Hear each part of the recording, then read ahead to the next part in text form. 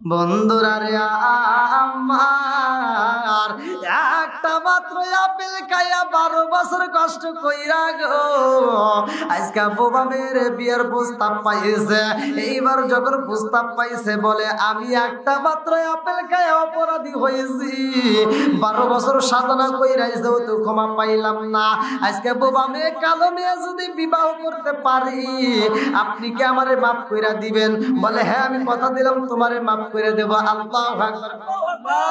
এইবার বিয়া পড়ায়া দিছে রে ভাই, সরা যখন পরানো হয় এই মেয়েটার সাথে যখন বিয়া পড়াইছে মেয়েটারে সুন্দর করে সাজাইয়া বাসর ঘরে রাইখা দিছে। এইবার শ্বশুরে অনুমতি দেয়, যাও যাও যাও তোমার জন্য তোমার বিবি অপেক্ষা করে, আমার মেয়েকে বাসর ঘরে রাইখা দিছি, যাও যাও।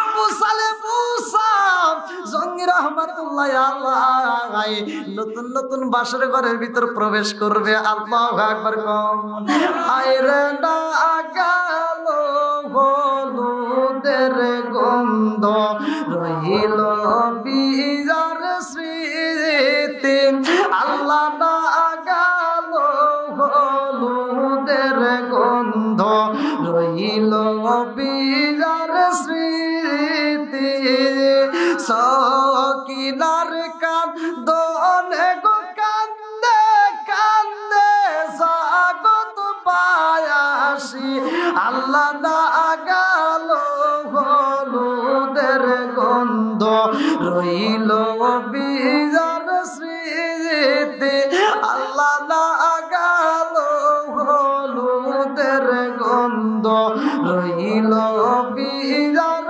স্মৃতি।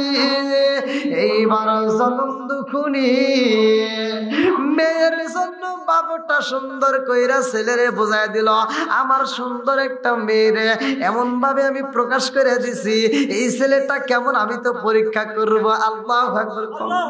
আরে পরীক্ষার জন্য যখন ছেলেটারে বোঝায়া পাঠাইছে বাসর ঘরে যাওয়ার জন্য অনুমতি দেয়, এইবার বাসর ঘরে ঢুইকা দেখে বাসর ঘরটা ঝলমল করে, এত সুন্দর করে সাজাইছে।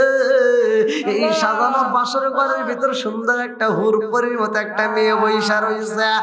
এইবার আবু সালেহ মুসা চিন্তা করে আল্লাহ বলল কি আর করলো কি, একটা আপেল খাওয়ার অপরাধে 12 বছর সাজা পাইছি, আবার বাসর ঘরে আমি এমন একটা মেয়ের সাথে আমার বিয়া হয়েছে, সেই মেয়েরে না পাই আবার আর একটা মেয়ে দেখতেছি, না জানে আবার কোন অপরাধে আবার ফাইসা যায়।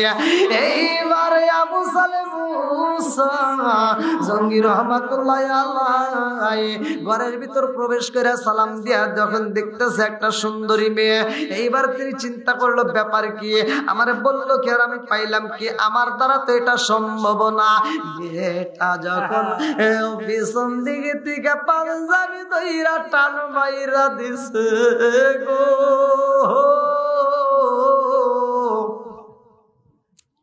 আবু সালেহ মুসা জঙ্গি রাহমাতুল্লাহ আলাইহি বলে কে গো তুমি কে, আমার পাঞ্জাবি দইরা টান মারলা, তাড়াতাড়ি ছাইরা দাও, আমি যারে তালাশ করি সে তো তুমি না। বলে আমি সেই হতভাগা। আল্লাহু আকবার। এইবারে আবু সালেহ মুসা জঙ্গি রাহমাতুল্লাহ আলাইহি কয় কে গো তুমি কে, আমি তোমারে চিনতে পারলাম না। বলে যার সাথে আপনার বিয়ে হয়েছে, যারে আপনি বিয়ে করছেন সেই হতভাগায় আমি।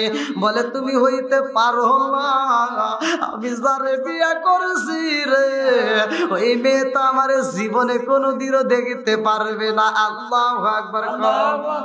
আমি যারে বিয়ে করছি ওই মেয়ে জীবনে আবার একটা ডাক দিতে পারবে না, তার সাথে তো আমার কোনো কথা হয় নাই, তার সাথে কোনোদিন কথা হইব না। মেয়েটা ডাক দিয়া কয় স্বামী গো ও স্বামী, আমার সাথে একটু মধুর আলাপ না কইরে আপনি ঘর থেকে বের হয়ে যান।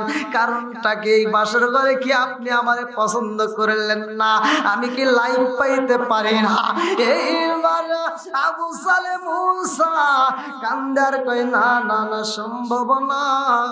আমি যারে বিয়া করছি রে বিবি, তার সাথে আমার মধুর আলাপ হইব না, তার সাথে মধুর আলাপ করা যাইব না। বলে কারণটা কি, কারণটা কি? এইবারে আবু সালেহ মুসা জঙ্গি রহমাতুল্লাহ আলাইহি চোখের পানি ছাইরা দিয়া কান্দে আর কয়, আমি যারে বিয়া করছি জীবনে সে আমার একটা মধুর ডাক দিতে পারবে না। বাসর ঘরে বাসর হইব, মধুর আলাপ হইব না। আমি তারে কি বলবো সে তো কিছুই বুঝবে না, আবার সে কি বলবে আমি তো বুঝবো না। আমি এমন একটা মেয়ের বিবাহ করছি যেই মেয়েটা আমার জীবনে কোনোদিন দেখতে পারবে না। আমি তারে সারা জীবন দেখবো, ওই মেয়েটা আমারে দেখতে পারবে না। বলে আমি তো সেই মেয়ে। বলে না না, হইতে পারো না, আমারে সাইরা দাও। একটা মাত্র আপেল খাইয়া 12 বছর সাধনা করেছি, আজকে আমার পাঞ্জাবি তুমি টান দিয়ে আমার অপরাধী বানাইও না। আবার তোমার যদি এই কথায় আমি যদি রাজি হয়ে যাই, আবার তুমি যদি আমার নামে একটা অভিযোগ মাইরা দাও, আবার না জানি 24 বছরও সাজা হইতে পারে, আমার দ্বারা সম্ভব না। এই বইলা যখন সিটকা টান মাইরা দিছে, পাঞ্জাবির একটা সাইড যখন সিরা গেছে গো।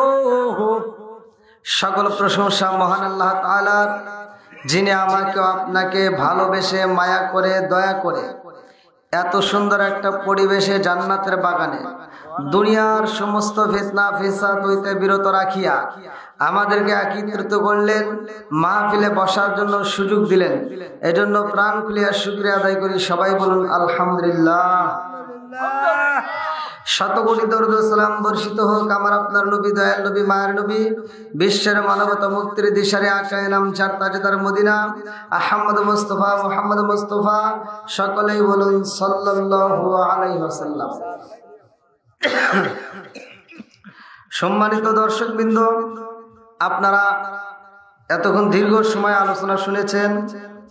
আমার ভাই মাওলানা নাইম হোসেন অত্যন্ত সুললিত কণ্ঠে আলোচনা করলেন। খুব গুরুত্বপূর্ণ, মেয়েরা কিভাবে জান্নাতে যাবে, 4টা আমল তিনি বলে দিচ্ছে নাকি? মেয়েদের আমলের কথা বলা হয়েছে, সুন্দর কথা। স্বামীর খেদমত করবে মেয়েরা, তাই বলছে না? স্বামীর খেদমত করবে। এখন স্বামীর তো দরকার আছে মেয়েদের, শুধু এক পক্ষে হবে না, 2 পক্ষ লাগবে নাকি কোন?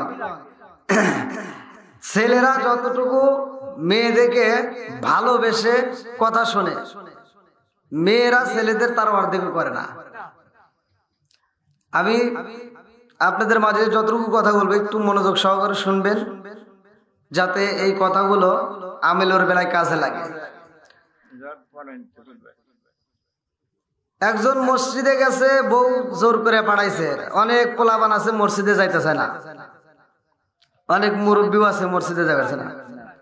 ওই চাষটালে বসে থাকলে ভালো লাগে, আর বিড়ি টিড়ি তো আছেই নাকি কোন, ওগুলো মোটামুটি ভালোই লাগে। তো যাও, ঠেলে মেলে বুঝাইছে বউ, হসুর বাড়ি আইসে, আজকে জুমার দিন একটু যাও মসজিদে যাও। তো যাইতে চাইতেছে না, তো বউ ধাক্কা মাক্কা পাঠাইছে, আজকে যাইবে মসজিদে, কারোর সাথে কোনো জায়গায় যাইবে না। হ্যাঁ, অন্য কারোর সাথেই কোথাও যাওয়া যাবে না। তুমি নামাজ পড়ে সরাসরি চলে এসো বাড়ি। দেখছে বইয়ের হুকুম, একটু কইছে ঠিক আছে যা, আজকে যাবো মসজিদে, যা আছে কপালে। শ্বশুর বাড়ি যা মসজিদে ঢুকছে, মোটামুটি জুমার আগে কবলাল জুমা সুন্নাত তো পড়ছে। তো এর ভিতরে আবার হুজুর ওয়াজ করতেছে। হুজুর কইছে কারা কারা আমার সাথে একই সাথে আমরা জান্নাতে যেতে চাই, একটু হাত তুলে দেখান। আর ওই পাগলা আর হাত তোলে না, পাগলাকে আমি জান্নাতে জীবনেও যাবো না। হ্যাঁ, মসজিদের সব জনগণ তাকাইছে, কিরে নতুন নতুন জামাই কথা কই গিয়া। ইমাম সাহেব ধরছে, জামাই তুমি আমাদের এলাকার নতুন জামাই, তুমি এই কথা বলো কেন, জান্নাতে যাবে না? কয় না, আমার বউ বলে দিছে নামাজ পড়েই বাদ যাবে। আমি জান্নাতে যাব, আমার আমার বউ বলে দিছে নামাজ পড়েই বাঁচিয়ে রাখবো, আমি জান্নাতে যাওয়ার টাইম নাই না। যাই হোক, তাহলে জান্নাতে যে যাবে কিভাবে যাবে ও কি বুঝতে পারছে? ও মনে করছে নামাজ পড়ে মনে হয় জান্নাতে চাইবো, আমার যাওয়া যাবো না, আমার ভাই যাওয়া লাগবে সাদা শীতে না। তো যাও, সাদা শীতে হইলে জুমার নামাজে ঠেলে টুলে পাঠাইছে বউ, কিন্তু অন্য অন্য তো যাই না। সব অক্তে যদি যাইতো তাহলে বোঝা যাইতো সাদা শীতে নাকি। তো যাও, নামাজ আমার জন্য, আপনার জন্য, সবার জন্য। আমি অল্প সময় আউয়ালু মা ইউহাসাবু বিহিল আবদু ইয়াউমাল কিয়ামাতিস সালাহ, সহিহ হাদিস, নির্বাচিত হাদিস, প্রত্যেকটা ইমামরা এই হাদিসটা জানে। কিয়ামতের দিন সর্বপ্রথম নামাজের হিসাব হবে, কতক্ষণ ঠিক কিনা? সর্বপ্রথম নামাজের হিসাব, তারপরেই যাকাতের হিসাব। এইবার আপনার কাছে কোন কোন আমলগুলো গুরুত্বপূর্ণ, কোন আমল ছাড় নাই আর কোন আমল ছাড় আছে? কিছু আমল ছাড় আছে না নাই, আর কিছু আমল ছাড় নাই। আচ্ছা, ধনীর জন্য এক আমল, গরিবের জন্য আর এক আমল আছে না নাই, নাকি একই সবার? তাহলে ধনীর জন্য এক আমল, গরিবের জন্য আর এক আমল। ধনীর জন্য যে আমল সেটা গরিবের জন্য নয়, আর গরিবের জন্য আল্লাহ যে আমলটা দিছে সেটা ধনীর জন্য নয়, কতক্ষণ ঠিক কিনা? বন্ধুরা রে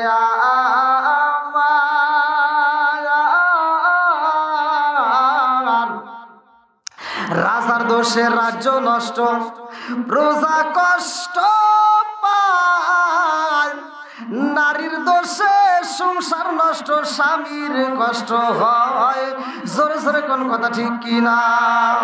মনে চলে বোন বাদুরি, সাউ জ্বলে তার বুকে, এমনি মায়ে সংসারে না পড়লে হাজার দুঃখে।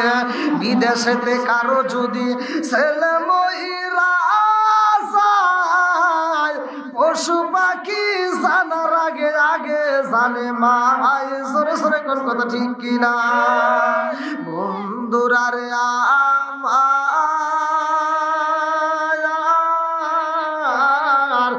আমার মুরব্বী বাবারা, সোনার যুবকেরা, দলের লক্ষ্য করে শুনে যাও, কাজে লাগে যাইব।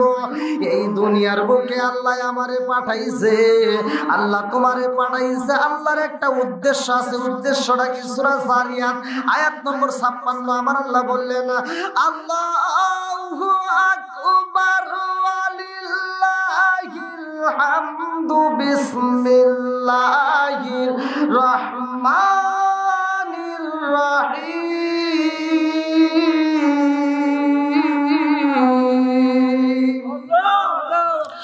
ওমা খালাকতুল জিন্না ওয়াল ইনসা ইল্লা লিয়াবুদুন।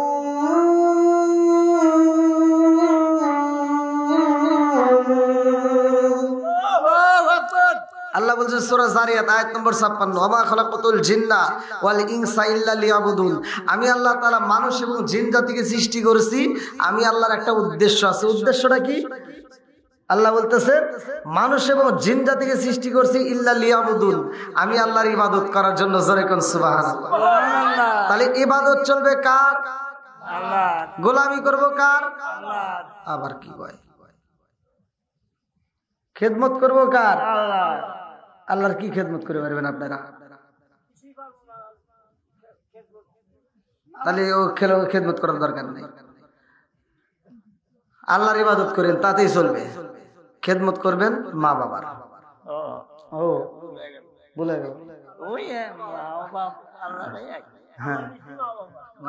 হ্যাঁ, না না, অত সহজ না।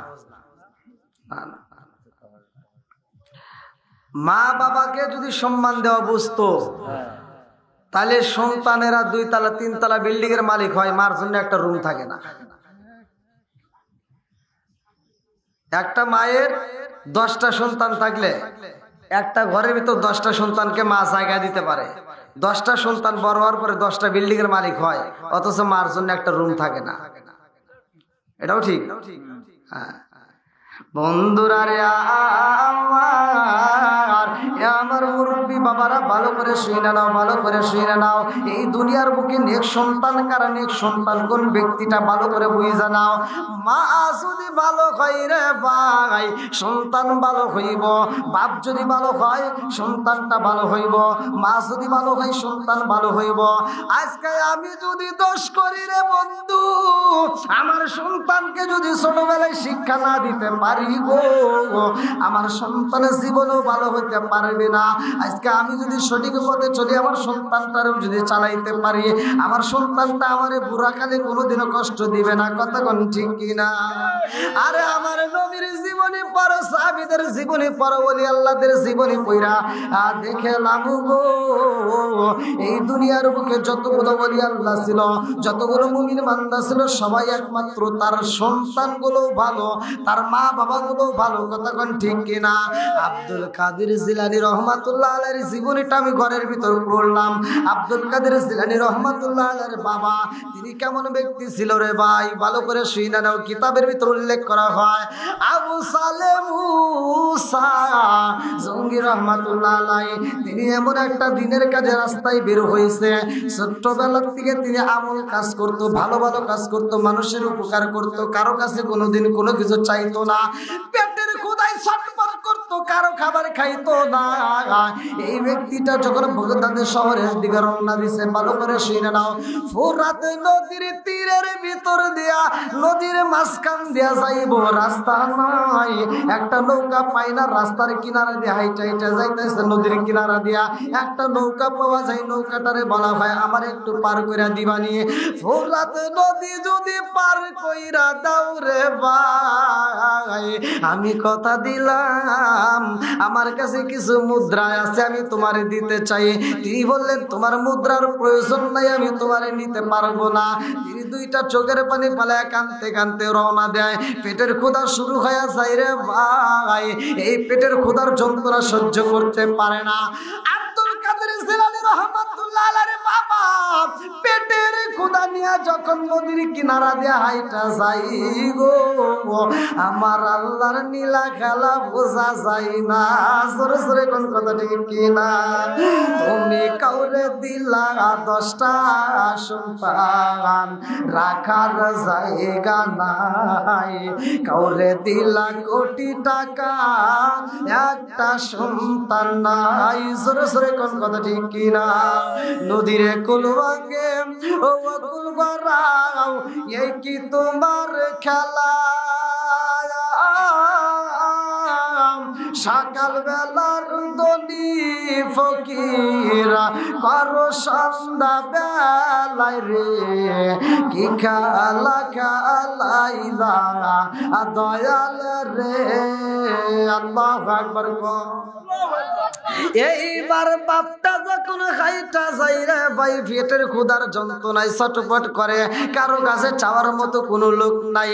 এমন সময় রাস্তার মাঝে একটু ঘুমায়া যায়, নদীর কিনারায় ঘুমাই রে ভাই। এই দৃশ্যটা কেমন লাগে ভালো করে শুই না নাও। এখন তো হাজিরা হজ করতে গেছে না, আরাফার ময়দানে সাফা থেকে মারোয়া পর্যন্ত দৌড় মারে। কেন দৌড়ায়? আর একটা ইতিহাস আছে না, এর একটা ইতিহাস হয়তো আমরা অনেকেই জানি না। মহিলাদের ভিতরে এই ঘটনা, এটা পুরুষের নয়। ইসমাইল আলাইহিস সালামকে পানি পান করানোর জন্য তার মা, কিতাবের ভিতরে উল্লেখ করা হয় হাজেরা, মা হাজেরা সন্তানকে পানি পান করাবে, কিন্তু পানি নাই। 18 কেজি, কোন কোন রেওয়ায়েতে আছে 36, কোন কোন কিতাবে আছে 12 লিটার পর্যন্ত পানি নিয়েছিলেন। সে পানি শেষ হওয়ার পরে তখন হাজেরা সন্তানকে দুধও দিতে পারে না, পানিও দিতে পারে না। এবার মুখের জিহ্বাটা ঢুকাই দিছে সন্তানরে, যে আমার জিহ্বা থেকে একটু লালা যদি বের হয়, আমার সন্তানটা খায়া আর গলাটা পিপাসা দূর করবে।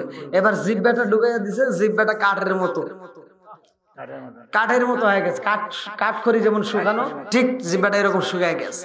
এবার জিহ্বায় পানি নাই, তাহলে কি করবে? এবার দূরের দিকে তাকাইছে, কিতাবের ভিতরে আছে সাপার দিকে যখন তাকাইছে, সাপার দিকে তাকায় দেখে পানি চিকচিক করতেছে। এবার সন্তানের জন্য মা তো পাগল পারা, দৌড়ায় গেছে, পানি চিকচিক করতেছে, তাহলে সন্তানের জন্য পানি নিয়ে আসবে। পানি আনতে গিয়ে দৌড়ায় গেছে, যা দেখে ওখানে পানি নাই। বালি চিকচিক করতে, আবার সাফার দিকে আবার মারোয়ার দিকে তাকাইছে, ওখানে দেখা যায় পানি চিকচিক করতেছে, আবার মারোয়ার দিকে রওনা দিছে। আবার যখন এরকম দৌড়াতে দৌড়াতে হাফসে গেছে, কাপড়টা ঠিক নাই, এরকম কাপড়টা পরে গেছে, আসল পরে বালির ভিতর দিয়ে, মরুভূমি বালির ভিতর দিয়ে হেসরাই হেসরাই যাইতেছে, আর মা পাগল নিয়ে এরকম ভাবে কাপড় আসলে একমুড়ো দৌড়ে দিছে। সাফার দিকে মারোয় যা দেখে ওখানে পারে না, আবার ওখান থেকে টাকা দিছে সাফার দিকে, আবার সাফার দিকে আইছে, এরকম 7 বার দৌড়াইছে। আর দৌড় পারতেছে, দৃশ্যটা দেখে আল্লাহর কাছে মজা লাগে। জিবরাইল কে আল্লাহ এ তো পানি দেখে পানি মনে করে খালি দৌড় পারতেছে, পাগল নিয়ে দেখেন কি অবস্থা। আল্লাহ কয় দেখ আমার কাছে কত মজা লাগে। কয় কিসের মজা? কয় পাগল নিয়ে যখন পানির জন্য দৌড় দিতেছে, আর কাপড়ের আসলটা পিছনে এরকম শেষরাইতেছে, মাটি ঘুরতেছে, ও খালি দৌড়াইতেইছে। হ্যাঁ, আমার কাছে এই দৃশ্যটা এত মজা লাগলো, এটা আমি কিয়ামতের আগ পর্যন্ত জারি রাখবো। সারা পৃথিবীর মানুষ হজে আসলে সাফা এবং মারোয়ার মাঝে খালি দৌড়াই। বন্ধুরা রে আমার আব্দুল কাদের জিলানী রহমাতুল্লাহ আলাইহির বাবা এইবার ঘুম থেকে উঠে আবার রওনা করছে, বন্ধ করে না। আবার যাইতে যাইতে পেটের ক্ষুধা সইতে পারে না রে ভাই, নদীর দিকে তাকায় দেখে গো এত সুন্দর একটা কুল, কোন কোন কিতাবের ভিতর আছে একটা আপেল। এইবার আপেলটা যখন পয়সায় আইতেছে রে ভাই, যেই জায়গায় কোনো বাড়ি নাই, যেই জায়গায় কোনো ঘর নাই, যেই জায়গায় কোনো মানুষ নাই, যেই জায়গায় কোনো বাগান দেখা যায় না, ওই জায়গাটার মধ্যে কোনো আপেলের বাগান দেখা যায় না, এমন একটা জায়গা নদীর ভিতর দিয়ে যখন আপেলটা পয়সা আসে, এইবারে আব্দুল কাদের জিলানী রহমাতুল্লাহ রে বাবা আপেলটা হাতে নিছে, ক্ষুধার যন্ত্রণায় আপেলটা যখন মুখে নিছে রে ভাই, বিসমিল্লাহ বইলা যখন আপেলটা কামড় দিছে গো, এই আপেলটা মজা লাগছে, পানির ভিতর পয়সা আইছে, গরমের ভিতরে ঠান্ডা ঠান্ডায় মজা লাগছে। ফ্রিজের খাবার গরমের দিনে খাইলে যেমন ঠান্ডা মজা লাগে, ঠিক পানির ভিতরে আল্লাহ তো খাওয়াবে একটা ওসিলা। এইবার ফ্রিজের মতো ঠান্ডা এত সুন্দর একটা আপেল খায়, আপেলটা খাওয়া শেষ কইরা গো আলহামদুলিল্লাহ পড়ছে। আমরা যখন খাবার খাই আমরা বিসমিল্লাহ বলবো, খাবারের শেষে আমরা আলহামদুলিল্লাহ বলবো। এইটা যদি তুমি বলতে পারো আমার আল্লাহ ওই খাবারের ভিতর বরকত দিবে। শুধুমাত্র তাই না, ওই ব্যক্তিটার জন্য আমার আল্লাহ জান্নাতের ভিতর তার খাবার রেডি করবে। জোরে জোরে কন্যা সুবহানাল্লাহ। আরে এমন আপেল খাইছে রে আমার ভাই নাকুল বাসীরা, এই আপেলটা যখন খাওয়ার পরে মনে পইরা গেছে আমি কি করলাম, আমি কেন আপেলটা খাইলাম, এই আপেলটার মালিক কে ছিল, এই আপেলটা কোথার থেকে আসলো, কেমনে আমি এই আপেলটা পাইলাম, আর আমি তো খাইয়া পালাইছি। এইটা যদি আমার মালিক আমার কাছে এইটার হিসাব চায়, আমি হিসাবে দিব কেমনে আমার বুঝে আসে না।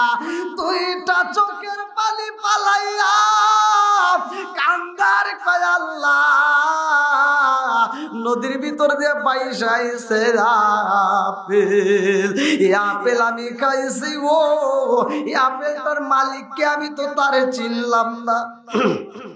আপেলের মালিককে, তাহলে তারে তো আমি চিনলাম না, তাহলে এই আপেলটা এখন আমি খায়া পালাইলাম। সে মালিক যদি আমার কাছে দাবি রাখে তাহলে আমার উপায় থাকবে না। আমি কি করিব, কোথায় যাব, কোন সাধনে পাই, আমি কি করিব, কোথায় বিহনে রে, আর ভরসা নাই দয়াল নবীজি বিহনে রে, আর ভরসা নাই। দিনে দিনে সোনার দেহ পুইরা করলাম সাই, দিনে দিনে সোনার দেহ পুইরা করলাম সাই। আমি নিরালাই বসি আর কান্দি, কোথায় নিব ঠাই, আমি নিরালাই বসি আর কান্দি, কোথায় নিব ঠাই, প্রাণের নবীজি বিহনে রে, আর ভরসা নাই, প্রাণের নবী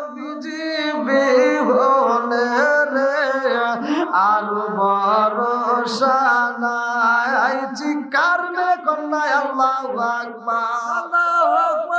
আরে জীবনে কত খাবার খাইলাম রে ভাই, ভালো করে শুই না নাও, সন্তান কেন ভালো হয় আর তুমি কেমনে ভালো হইবা, ভালো করে শুই না নাও। এই মুখের ভিতর যে আমরা যতগুলো খাবার খাইলাম একটাবার তো চিন্তা করলাম না এই খাবারটা কোথা থেকে আসলে, এই খাবারটা আমি কেন খাইলাম, এই খাবারটা কিভাবে পাইলাম। ভালো করে শুই না নাও। মানুষ ততক্ষণ পর্যন্ত জান্নাতে যাইতে পারবে না যতক্ষণ তার দেহের ভিতরে হারাম মাল থাকবে। অর্থাৎ আপনি হারাম খায়া রক্ত মাংস করাইছেন। আল্লাহ রাসূল বলছে লা ইয়াদখুলুল জান্নাতা জাসাদুন গুজিয়া বিল হারাম। যদি কোনো ব্যক্তি হারাম খায়া রক্ত মাংস করায়, আল্লাহ রাসূল বলছে ওই দেহটা আল্লাহর জান্নাতে যাবে না, হিংসাকারী জান্নাতে যেতে পারবে না। বন্ধুরা রে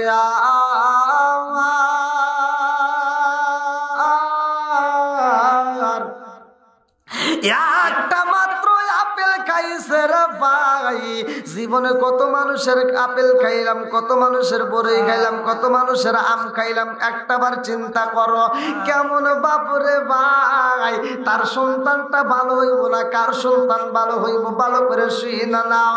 এইবার আবু সালে মুসা জঙ্গি রহমাতুল্লাহ আলাইহি তিনি কি করলেন, আপেলটা খাওয়ার পরে আল্লাহর কাছে চোখের পানি পালায়া কান্দে আর কয় আল্লাহ এই মুহূর্তে আমি কোথায় যাব, আমার তো এমন কোনো যাওয়ার মতো জায়গা নাই। এই আপেলের মালিক রে আমি কোথায় পাই গো, ও মালিক রে এই আপেলের মালিকের কাছে আমি কেমনে মাপ চাব, আমি তো কোনো কিছুই বুঝি না। কে যেন আওয়াজ দেয় আপনি যে আপেল খাইছেন গো, এই আপেলের মালিক তো জানে না আপনি তার বাগানের আপেল খাইছেন, অথচ তার কাছে না জানে আপনি কেমনে পান করলেন, কেমনে খাইলেন না। এইবার আবু সালে মুসা নদীর কিনারায় দাঁড়ায় কয় পুরাত নদীর তোর ভিতর দিয়ে বাইশা যাইতো আপেল, অথচ সেই আপেলটা আমি খাইলাম। একটু পরে তাকায় দেখে আর একটা আপেল বাইশা যায়, ওটা যাওয়ার পরে আর একটু পরে তাকায় দেখে আর একটা দেখা যায়। এইবার আর একটা আপেল হাতে নিয়ে চিন্তা করে এইরকম কালারের আপেলই তো আমি খাইলাম, এই আপেলই তো আমি পাইলাম আবার আর একটা। এইবার সামনের দিকে যাইতেছে, উজান দিকে যেই দিক থেকে আপেল আসছে বাটিল না যাক উজনে যাইতেছে। কথা বুঝতেছেন কি নাকি? বাইটে নিয়ে গেলে পাওয়া যাবে। হ্যাঁ, তাহলে বাইটে নিয়ে যদি যায় তাহলে বোঝা যাবে এটা না দেওয়ার বুদ্ধি। কথা কোন ঠিক কিনা বন্ধুরা রে আমার? আরে একটা মাত্র আপেলের কারণে 12 বছর সাধনা করছে গো। কেমন সাধনা, কেমন সাধনা, ভালো করে শুনা নাও। আপেলটা হাতে নিয়ে গো উজানের দিকে যাইতে যাইতে যাইতে যাইতে কোনো বাগান পাওয়া যায় না। একদিন পার হয়ে যায়, 1.5 দিন পার হয়ে যায়, 2 দিন পার হয়ে যায়, কিন্তু এই আপেলের বাগান পাওয়া যায় না। আবার মাঝখানে একটা জায়গায় বিরতি নিয়ে ঘুমাইয়া গেছে গো। কে যেন ঘুমের ঘরে বইলা যায়, এখনই পেরেশানি হয়েছেন যেই বাগানের আপেল খাইছেন গো, ওই বাগানের মালিকের কাছে গিয়ে আপনার ক্ষমা নিতে হইব না। ওই বাগানের মালিকের কাছে যদি যাইতে হয় এই নদীর তীর দিয়ে আপনার হাইটা যাইতেই হইব। এইবার আবার রওনা করছে, যাইতে যাইতে যাইতে যাইতে রে ভাই এমন সুন্দর একটা বাগান দেখা যায়, ওই বাগানে সিকিউরিটি আছে। এইবার সিকিউরিটিরে যায় বলতেছে ও ভাই সিকিউরিটি, এই যে এই আপেলটা এই বাগানের না, দেখেন তো। এইবার আপেলের দিকে তাকা বলে হ্যাঁ এটা তো এই বাগানে, এই যে নদীর কিনারায় এখান থেকেই পড়ছে। এইবার আব্দুল কাদের জিলানী রাহমাতুল্লাহ আল্লাহ আলহামদুলিল্লাহ, আমি যদিও কষ্ট করে আসছি অনেক রাস্তা, তবু আজকে আমি বাগান পাইছি, এতে কি শুকরিয়া আদায় করতেছে আল্লাহর। সিকিউরিটি কি হয়, আপনি কোথা থেকে আসছেন? তো বলছে আমি অমুক জায়গা থেকে। বলছে হায় হায় এত দূর থেকে আসছেন কেমনে? বলে নদীতে আপেলটা ভাইসা যাইতেছিল, একটা আপেল আমি খাইছি। বলে তাই কি হয়েছে? তো বলতেছে এই যে আপেলের মালিকের সাথে আমি কথা বলতে চাই, তার কাছে আমি মাপ নেব। সিকিউরিটি কয় আমার জীবনে মানুষ দেখছি, এরকম মানুষ দেখি নাই। জোরে কোন সুবহানাল্লাহ। এইবার সিকিউরিটি মালিকের কাছে যাইয়া গো বলে মালিক, জীবনে আমরা মানুষ দেখছি, জীবনে আমরা মানুষ পাইছি, এরকম মানুষ কোনোদিন পাই নাই, এরকম মানুষ আমি কোনোদিন দেখি নাই। সেইবার মালিকই কয় দারোয়ান, কি মানুষ পাইলা, কি মানুষ দেখলা? এইবার দারোয়ান কয় হুজুর, আপনার বাগানের ফল কতই তো নদী দেয়া পাইসা যায়, কত মানুষ তো পাইরা খায়, কত মানুষ তো চায়া নিয়ে যায়। বলে হ্যাঁ। বলে এমন একটা মানুষ আইছে হুজুর, যেই মানুষটা শত শত কিলো হাইটা আপনার বাগানে আসছে শুধুমাত্র আপনাকে দেখার জন্য, আপনার কাছে মাপ চাইব। এইবার বাগানের মালিকই কয় ও দারোয়ান রে, কোন ব্যক্তিটা আমার গাছের আপেল খাইয়া পাগলের মতো এত রাস্তা হাইটা এসে আমি তার চেহারাটা দেখতে চাইয়া। এইবার পাগলারে যখন দাঁড় করাইছে রে বন্ধু, আবু সালেম মুসা জঙ্গি রহমাতুল্লাহ আলাইহি চোখের পানি পালা কান্দে আর কয় ও বাগানের মালিক, আমি আপনার কাছে আসার একটা মাত্র কারণ, আপনার বাগানের একটা আপেল আমি খাইয়া পালাইছি। বলে তাতে কি হয়েছে? বলে আমি একটা আপেল খাইছি, নদীর ভিতর দিয়া পানিতে যখন বাইসা যায় আমি বুঝতে পারি নাই, ওই মুহূর্তে আমি ক্ষুধার্ত অবস্থায় একটা আপেল খাইছি। বলে তাতে কি হইল? বলে খাওয়ার পরে আমার মনে পইরা গেছে কার গাছের ফল পাইলাম, আমি কার গাছের ফলটা খাইলাম, তার কাছে যদি আমি বাপ না নেই, সে যদি আমারে ক্ষমা না করে আমার আল্লাহ তো ক্ষমা করবে না। কারণটা কি ভালো করে শুইনা নেন। আল হক মুররুন, হক কথা কিন্তু তিতা লাগে, ভালো করে শুনে নেন। একটা হচ্ছে হুকুকুল্লাহ, হুকুকুল ইবাদত, একটা হচ্ছে আল্লাহর হক, আর একটা হচ্ছে কি বান্দার হক। ভালো করে বুঝে নেন, রাগ করা যাবে না। একটা হচ্ছে আল্লাহর হক, আর একটা হলো কি বান্দার হক। বান্দার হক কি? আপনি আমার কাছ থেকে টাকা নিয়েছেন 50,000, ভাই মুরব্বীর কাছ থেকে টাকা নিলেন 50,000, হাওলাত নিলেন, ধার নিলেন।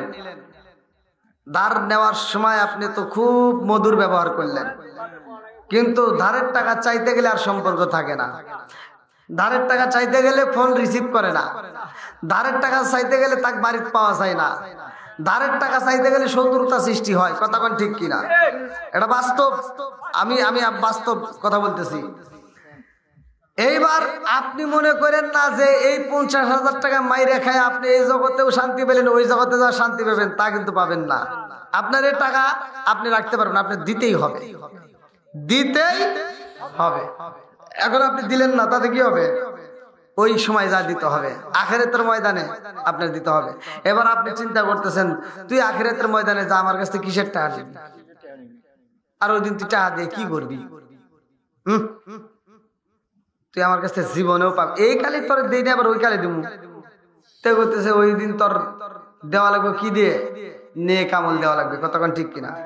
আর ও চিন্তা করতেছে, ও আবার চালাক না, ও বলতে আমি জীবনের নামাজও পড়ি না, আমার কোনো নেক আমলও নাই। তুই নিবি কি? তোকে হেরেও ফাঁকি দিছি, হলেও ফাঁকি। দেখছেন কি চালাক, হ্যাঁ বদমাইশি কি বুদ্ধি ওই করছে যে আমার তো কোনো নেক আমলই নাই, তুই কি দিয়ে নিবি? হেরে যেমন তোরে টাকা দিয়ে নেই, হলে তোরা আমল নামাজ কিচ্ছু দিব না। ভাই আপনি নামাজ মিস করছেন, আপনি আল্লাহর হুকুম ঠিক মতো আদায় করতে পারেন নাই, বুঝছেন, আজকের মাহফিলে তওবা করছেন, তওবা করলেন। আল্লাহ বলছে ইল্লা মান তাবা ওয়া আমানা ওয়া আমিলা আমালান সালিহান ফাউলাইকা ইবাদদিলুল্লাহু সাইয়্যাতিহিম হাসানা। যদি কোনো ব্যক্তি তওবা করে নেক আমল করে, তার জীবনের গুনাহ আল্লাহ জায়গায় মাফ করে দেয়। সুবহানাল্লাহ। তা আল্লাহর কাছে যখন মাফ চাইছেন, আল্লাহ জায়গায় মাফ করে দিবে, এটা হাদিসের ভিতরে আসছে। কিন্তু আল্লাহ সব গুনাহ মাফ করে না। ওই যে বললাম আল্লাহর হক, একটা হচ্ছে আল্লাহর হক, আর একটা কি বান্দার হক। বুঝে নেন, কিন্তু ভালো করে শুনে নেন। আল্লাহর হক নষ্ট করছেন, আল্লাহর কাছে চাইছেন, আল্লাহ জায়গায় মাফ করে দিছে।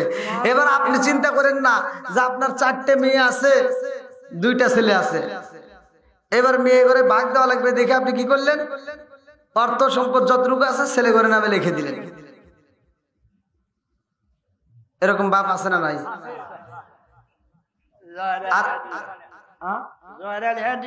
হ্যাঁ, তাহলে মেয়ে করে হক কি বুঝে দিলেন না। আপনি আবার হজের সময় আবার হজও করবে যেতেছেন, আছে কিন্তু এরকম আছি, রাগ করেন না, রাগ করেন না। এগুলি না বললে মানুষ বুঝবে না। ওয়াজ তো সবাই শুনছেন, কিছু কিছু ওয়াজ ঘরে রস দেওয়া লাগবে। আপনি হজে গেলেন, টাকাও খরচ করলেন, আবার বাড়িতে এসে জমজমের পানি ছিটাইলেন, আত্মীয় স্বজন আসলে খেজুর বেজুর খাওয়াইলেন, মোটামুটি আছে না, একটা ভাব আছে না। সবাইকে যাই দিলেন, তসবি টসবি একটু বিলি টিলি করলেন, হজ করে এসে যাতে আমাকে হাজি মাজি কয়। হ্যাঁ, এবার আপনি মনে করেন না যে আপনি হজ করছেন, আপনার আল্লাহ মাফ করছে। আপনি একটা না প্রতিদিন যদি হজ করেন তাও আল্লাহ মাফ করবে না। ওই যে মেয়ের হক নষ্ট করছেন, মনে আছে? মেয়ের হক কি নষ্ট করছেন, এই জন্য সারা জীবন চোখের পানি ফালাইয়া কানলেও কাজ হবে না। আজকে হয়তো আপনার মেয়ে আপনার বাটাম দিয়ে বাড়ি দিতে পারে নাই, কিন্তু আপনি যখন মারা যাবেন তখন ফেরেশতারা বাটাম দিয়ে বাইরেইব, আর কব তোর মেয়ের হক তুই বুঝে দিল না কে। আবার কিছু ভাই আছে, কিছু ভাই, সে ভাইগুলো আবার কি করে, বোনের হক নষ্ট করে, বোনরে হক বুঝে দিতে চায় না, মনে করে আমি একাই সব। এরকম কি ভাই আছে না? বহুত আছে। বন্ধুরা রে আমার, ভালো করে শুনে নাও, ভালো করে শুনে নাও। এইবার একটা আপেল খাইয়া যখন মাপ চাইবো, একটা আপেলের বিনিময়ে যখন এত রাস্তা হাইটাইছে, এইবার বাগানের মালিক চিন্তা করে, আল্লাহ গো, আমার দারোয়ান যেমনে বললো আমি তো তেমনি একটা মানুষ পাইলাম, এরকম মানুষ তো আমি কোনোদিন পাই নাই, এরকম মানুষ তো আমি কোনোদিন দেখি নাই। একটা মাত্র আপেল খাইয়া পাগলের মতো সুইটায় আইছে, নিঃসন্দেহে এই মানুষটা তোমার পাগল। জোরে জোরে কন্যা সুবহানাল্লাহ। এইবার বাগানের মালিক এইবার তার দিকে তাকায়া কয়, আমি তোমারে মাফ করতে পারবো না, আমার বাগানের আপেল তুমি আমারে না জিগাইয়া কেমনে খাইলা, তুমি তো একটা অপরাধী, তোমারে আমি ক্ষমা করতে পারবো না। এইবার একটা আপেল খাইয়া রে ভাই আবু সালেহ জঙ্গি মুসা রহমাতুল্লাহ আলাইহি দুইটা চোখের পানি ফালায় কান্দে আর কয়, আপনি আমার কাছে কি চান? আমার কাছে যতটুকু অর্থ আছে গো আমি আপনারে দিতে চাই, আপনি তবু আমারে মাফ কইরা দেন। বলে না না তাও হবে না। বলে কি করতে হইব? বলে 1 বছর নয় 2 বছর নয় রে, 12 বছর আমার বাড়িতে সাধনা করতে হইব। একটা না 12 বছর যদি আমার বাড়ি গোলামি করতে পারো, আমি চিন্তা করব তোমারে মাফ করা যায়নি। মাপ করবে যে এরকমও কথা বলতেছে না, বলতেছে 12 বছর কাজ করবা, তারপরে দেখা যায় যে তোমার কাজ যদি আমি খুশি হই তাহলে আমি তোমার মাফ করবো। দেখেন তাহলে কি। আচ্ছা আমরা কি এরকম করবো?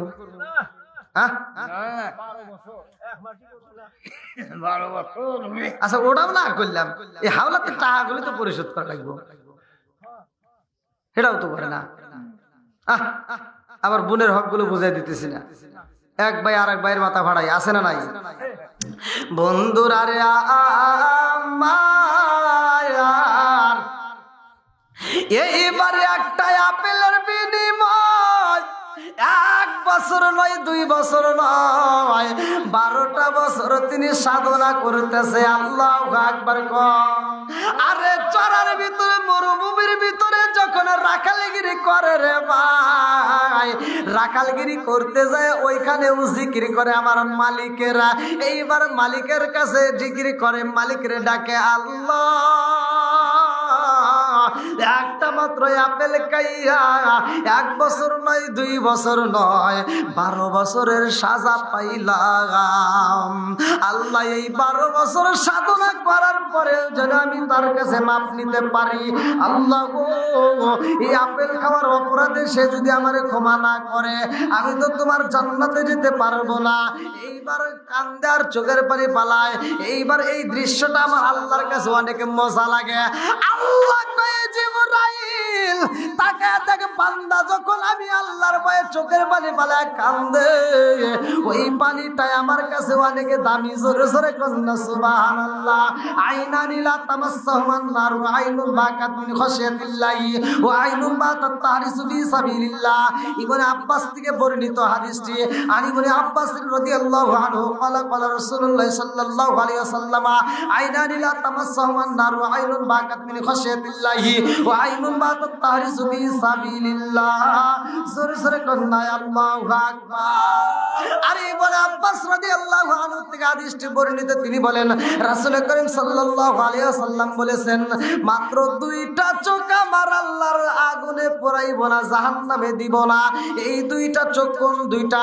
আইনানি লা তামাসসাহুমান নার ওয়া আইনুন বাকাত মিন খাশিয়াতিল্লাহি ওয়া আইনুন বাতাত তাহরিসু ফি সাবিলিল্লাহ। এক নাম্বার চোখে যে চোখটাই আমার আল্লাহর ভয়ে চোখের পানি ফালাইয়া কান্দে গো। দুই নাম্বার চোখ হলো আল্লাহর রাস্তায় যেটা পাহারত থাকে, এই দুইটা চোখে আমার আল্লাহ জাহান্নামের আগুন দিব না। এইবার চোখের পানি ফালাইছে রে ভাই, আল্লাহর কাছে অনেক মজা লাগে রে বন্ধু। যেই বাগানের আপেল খাইয়া অপরাধী হয়েছে, ওই বাগানের দায়িত্ব দেওয়া হয় তার কাছে, যাও যাও মালিকে ফলো করে দারোয়ান রে বইলা দেয়, তাকায়া দেখবি এই ব্যক্তিটার আপেল খাইনি। আরে যদিও ক্ষুধার প্রয়োজনে খাবার খাইতে হয়, কিন্তু আর একটা আপেলও তিনি খায় না। মালিক বইলা দেয়, তোমার যদি মন চায় তুমি ওইখান থেকে আপেল খাইবা। এইবার আপেলের কাছে যাইয়া আবার চোখের পানি ফালাইয়া কান্দে আর কই, একটা আপেল খাইয়া 12 বছরের সাজা পাইছি। এই 12 বছরের মধ্যে আবার যদি আপেল খাই তাহলে 24 বছর হয়ে যাইব। অতএব আপেল আমার দ্বারা সম্ভব না। আল্লাহু আকবার। আরে 12 বছর সাধনা করার ভিতরে লম্বা একটা ঘটনা আমি মুক্তাসরে সংক্ষিপ্ত করে মূল পয়েন্টটা আমি আপনাদের মাঝে দিয়া যাই, কারণ আমরাও তো খাবার খাই। এই খাবার যদি আপনারা সঠিকভাবে বুঝা খাইতে পারেন, মাত্র দুইটা খাবার আপনারা খাবেন, সেটা হলো দুইটা, একটা বাদ দিবেন আর একটা খাবেন। খাবারের ভিতর দুইটা, একটা সাইডে দেবো আর একটা ধরবো। একটা খাবার যদি আপনি খান তাহলে এই দেহটা আল্লাহর জান্নাতে যাবে, আর একটা খাবার যদি আপনি খান তাহলে জাহান্নামে যাবে। একটা জান্নাতে যাবে আর একটা কি জাহান্নামে যাবে। তাহলে খাবারগুলো কিভাবে খাইতে হয়, যেমন আজকে কোথায় যেন বললাম এই পানি খাওয়া নিয়ে, যে পানিটা যে আমরা পান করি, পানিটার কি উপকার। আমরা পানির অপর নাম কি আপনারা শুনছেন না? পানির অপর নাম কি তো আবার না, মরণ। হ্যাঁ, কারণ কাদের জন্য? পানি যদি আপনি সঠিকভাবে বুঝে আল্লাহ রাসূলের সুন্নাত অনুযায়ী যদি আপনি পানি খান তাহলে আপনার জন্য এটা উপকার। পানি কি আপনার জন্য উপকার। এইবার পানিটা আপনি পান করতে হবে, বসে পান করতে হবে। যদি কোনো ব্যক্তি দেখেন দাঁড়ায় পান করতেছে, পানি দাঁড়ায় যদি পানি পান করেন, ওইটা খায় কোনো উপকার নেই। মনে করেন না যে আপনার শরীরের জন্য উপকার হচ্ছে, না, দাঁড়ায় পানি পান করলে আপনার কোনো উপকার নেই। একটা পানি শুধু দাঁড়ায় পান করা যায়, সেই পানিটা বসে পান করা যাবে না। ওইটা যদি আবার বসে পান করেন তাহলে গুনাহ হবে। আর পৃথিবীর যত পানি আছে সব পানি বসে খাইতে হবে, সব পানি বসে পান করতে হবে। একটা মাত্র পানি আছে যে পানিটা দাঁড়ায় পান করতে হবে। যেরকম সুবহানাল্লাহ। বন্ধুরা রে আমার, কোন পানি দাঁড়ায় পান করতে হয়, কোন পানি বৈশা পান করতে হয় ভালো করে শুনে না। একটা পানি লোক, যেমন আমাদের বাংলাদেশের পানি আমরা পান করি, এটা যদি কোনো ব্যক্তি দাঁড়ায় পান করে, এই পানিটা দাঁড়ায় পান করলে আপনার ভিতরে যে রোগ ব্যাধিতে তৈরি হয় কোথা থেকে জানেন? একমাত্র পানির কারণে, একমাত্র পানির কারণে। এই পানিটা যখন আপনি দাঁড়ায় পান করবেন, পানিটা সর্বপ্রথমে আঘাত করে যায় কিডনিতে। সর্বপ্রথমে আঘাত করে কোথায়? কিডনি। এটা আমরা অনেকে জানি না, ডাক্তার কাছে জিজ্ঞাবেন। আপনারা যাবেন, আমার ওয়াজের কথা আপনারা ওখানে যা বলবেন যে আমার হুজুর বলছে এই কথাটা। যদি কোনো ব্যক্তি, আপনার সন্তানকে আপনি শিক্ষা দিবেন, যদি ছোট থেকে যদি তাকে শিক্ষা দিয়ে গড়ে তুলতে পারেন যে এইভাবে বসে পান করবা, এক গ্লাস পানি ডাইরেক্ট বসে, আবার যদি পুরো গ্লাসে একবারে এক চুমুক দিয়ে ফুরান, তাতেও আপনার ক্ষতি। হ্যাঁ, তাহলে এক গ্লাসের পানি কমসে কম আপনার 3 বারে খেতে হবে। হ্যাঁ, 3 শ্বাসে যদি আপনি এরকম ভাবে, আর আরো উপকার হবে পানি আপনি এরকম ভাবে একটু একটু করে নেবেন, আরো উপকার। আমরা সকালবেলা ঘুম থেকে ওঠার পরে কি আগে ব্রাশ করি, মুখটা ভালো করে যদি ব্রাশ না করি তাহলে কি পানি খাই না। আপনার সকালবেলা ঘুম থেকে ওঠার পরে সরাসরি আগে 1 গ্লাস পানি খাবেন, তাও মুখের ভিতর নিয়ে এরকম মুখের ভিতর নাড়ায় খাবেন। যদি এরকম নিয়মিত যদি খাইতে পারেন, সকালবেলা পানি পান করবেন, যেটা অল্প অল্প করে, মানে অল্প অল্প করে 4টা প্রয়োজনে 4 খাবেন। এরকম ভাবে যদি কোনো মানুষ ছোট একটা বাচ্চাকে গড়ে তুলতে পারে যে এরকম ভাবে খাইবা, যদি এই নিয়ম মোতাবেক যদি পানি পান করতে পারে, ওর জীবনেও কোনোদিন ডাক্তারের কাছে যাওয়া লাগবে না, কিডনির জন্য কোনোদিনও যেতে হবে না। এটা আল্লাহ রসুলের এই পানি পান করার বিষয় নিয়ে বিজ্ঞানীরা রিসার্চ করছে যে কেন তিনি এভাবে পানি পান করতেন, কেন তিনি বসে পান করতেন, কারণটা কি। তেনারা রিসার্চ করে দেখে যে আল্লাহ রসুল যেটা শিক্ষা দিয়েছে এটাই উত্তম, আর এই নিয়মে যদি কোনো ব্যক্তি পানি পান করে জীবনেও তার কোনোদিন কিডনির সমস্যা হবে না। আমাদের তো সব জায়গায় শিক্ষার দরকার, আমরা তো শিক্ষা পাই না। বন্ধুরা রে আমার মুরব্বী বাবারা, ভালো করে শুই না নাও, ভালো করে শুই না নাও, ভালো করে শুই না নাও। এইবারে একটা আপেলের জন্য 12 বছর সাধনা করেছে রে ভাই। এই 12টা বছর চোখের বালি বালায়া কান্দে, গোপনে গোপনে নীরবে নীরবে কান্দে, কোনোদিন মালিকের কাছে যা বলে না। পার হইব, মনের ভিতর আনন্দ লাগিয়ে গেছে, আজকে আমি বাড়িতে যাব, আমার মালিক আজকে আমারে বিদায় দিব। আর 12 বছর সাধনা কইরা বাগানের মালিকের কাছে যাইয়া কয়, মালিক আজকে আপনি তো আমারে বলেছিলেন 12 বছর সাধনা করতে হইব, আপনার বাগানে আমি 12 বছর সাধনা করলাম, বাড়িতে আমি 12 বছর ডিউটি করলাম, এখন আমারে তো বিদায় দেওয়া যায়, আজকে আমারে মাফ করে দিবেননি? মালিক কয়, আমি তোমারে মাফ করব রে বাবা, তারপরেও আমার আর একটা কাজ বাকি রয়ে গেছে। বলে কি কাজ বাকি রয়ে গেছে? বলে আমার ঘরে একটা মেয়ে আছে গো, যেই মেয়েটা চোখে দেখে না, যেই মেয়েটা কালো, যেই মেয়েটা চোখে দেখে না, যেই মেয়েটা বোবা, যেই মেয়েটা বোবা, অন্ধ মেয়ে, বোবা মেয়ে, তোমার বিয়া করতে হইব। ও বাবা, এই মেয়েটারে যদি তুমি বিয়া করতে পারো, আমি কথা দিলাম তোমারে আমি মাফ কইরা দেব। জোরে জোরে কন্যা সুবহানাল্লাহ। দিনে দিনে সোনার দেহ পুইরা হইল সাই, দিনে দিনে সোনার দেহ পুইরা হইল সাই। আমি সময় নিরালায় বৈশা কার কাছে দাঁড়ায়, আমি সময় নিদানের কালে কার ছায়ায় দাঁড়ায়।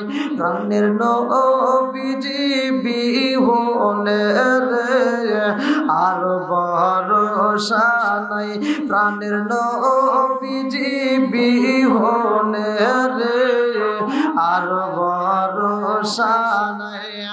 এইবার একটা আপেলের বিনিময়ে 12 বছর কষ্ট কইরা আবার কালো মেয়ের বিয়ার যখন প্রস্তাব পাইছে, 2টা চোখের বালি বালা কান্দার কয়, মালিক এমন পরীক্ষায় আমারে পালাইলা, 12 বছর সাধনা করলাম বিনা পয়সায়, বিনা মজুরিতে, একটা আপেলের কারণে। আবার তার কালো মেয়েটাও আমার সাথে বিয়া দিতে চায়, সেই মেয়েটা চোখেও দেখে না, যে মেয়েটা বোবা কালো, এই মেয়েটাকে আমি কেমনে নিয়ে যাব? এইবার যখন মালিকের কাছে চোখের পানি পালায় কান্দে, আমার আল্লাহ তো বান্দার মনের খবরটাও ভালো করে জানে, কথা কোন ঠিক কিনা? আমরা মনে মনে কি চিন্তা করি এটা আল্লাহ জানে না?